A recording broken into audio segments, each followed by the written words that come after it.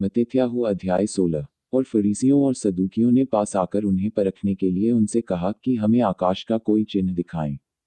2। उन्होंने उनको उत्तर दिया कि सांझ को तुम कहते हो कि खुला रहेगा क्योंकि आकाश लाल है।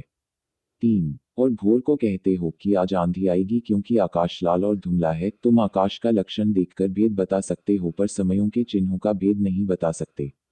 4। इस युग के बुरे और व्यभिचारी लोग चिन्ह ढूंढते हैं पर योनाह के चिन्ह को छोड़ कोई और चिन्ह उन्हें न दिया जाएगा और वे उन्हें छोड़कर चले गए।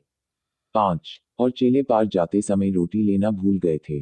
6। यहोशुआ ने उनसे कहा, देखो, फरीसियों और सदूकियों के खमीर से चौकस रहना। 7। वे आपस में विचार करने लगे कि हम तो रोटी नहीं लाए। 8। यह जानकर यहोशुआ ने उनसे कहा, हे अल्पविश्वासियों, तुम आपस में क्यों विचार करते हो कि हमारे पास रोटी नहीं। 9। क्या तुम अब तक नहीं समझे?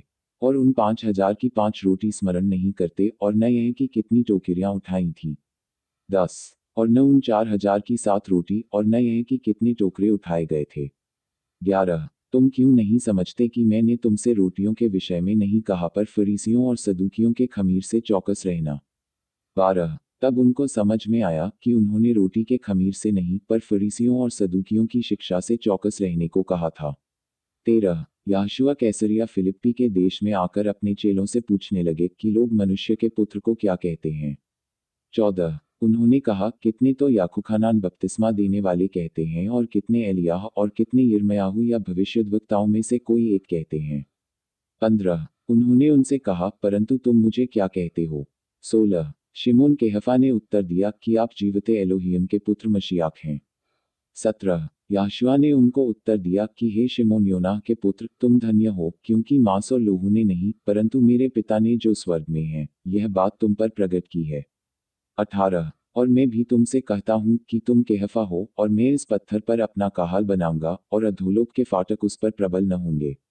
19। मैं तुम्हें स्वर्ग के राज्य की कुंजियां दूंगा और जो कुछ तुम पृथ्वी पर बांधोगे वह स्वर्ग में बंधेगा और जो कुछ तुम पृथ्वी पर खोलोगे वह स्वर्ग में खुलेगा। 20।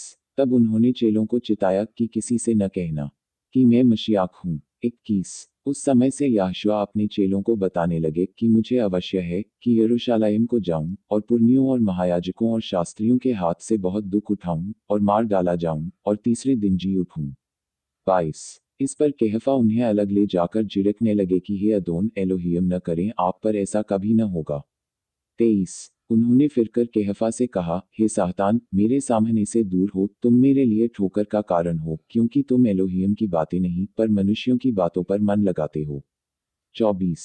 तब यहोशुआ ने अपने चेलों से कहा, यदि कोई मेरे पीछे आना चाहे तो अपने आप का इनकार करे और अपना शलब उठाए और मेरे पीछे हो ले। 25। क्योंकि जो कोई अपना प्राण बचाना चाहे वह उसे खोएगा और जो कोई मेरे लिए अपना प्राण खोएगा वह उसे पाएगा। 26।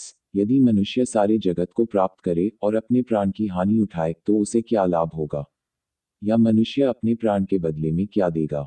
27। मनुष्य के पुत्र अपने स्वर्गदूतों के साथ अपने पिता की महिमा में आएंगे और उस समय वे हर एक को उनके कामों के अनुसार प्रतिफल देंगे। 28। मैं तुमसे सच कहता हूँ कि जो यहाँ खड़े हैं उनमें से कितने ऐसे हैं कि जब तक मनुष्य के पुत्र को उनके राज्य में आते हुए न देख लेंगे तब तक मृत्यु का स्वाद कभी न चखेंगे।